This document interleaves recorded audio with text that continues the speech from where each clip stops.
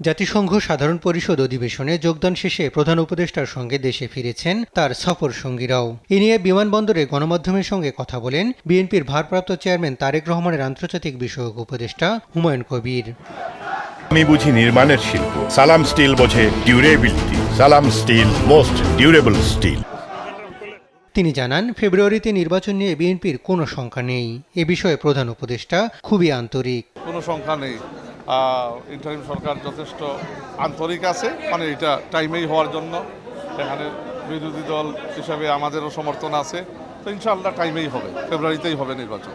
তারেক রহমানের দেশে ফেরা নিয়েও কথা বলেন হুমায়ুন কবির। জানান, ভারপ্রাপ্ত চেয়ারম্যানের নেতৃত্বেই নির্বাচনে যাবে বিএনপি। তার নেতৃত্বেই বাংলাদেশ জাতীয়তাবাদী দল নির্বাচনে পার্টিসিপেট করবে। He will be leading the BNP into the next national election, general elections.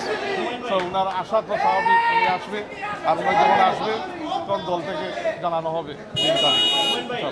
Humayun কবিরের বক্তব্য নেওয়ার সময় স্লোগান দেয়াকে কেন্দ্র করে উপস্থিত সাংবাদিকদের সঙ্গে বাকবিতণ্ডায় জড়ায় এনসিপি নেতাকর্মীরা।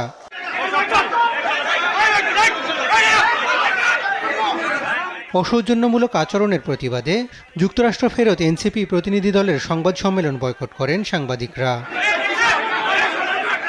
হাসান আল মাহমুদ, দেশ টিভি, ঢাকা।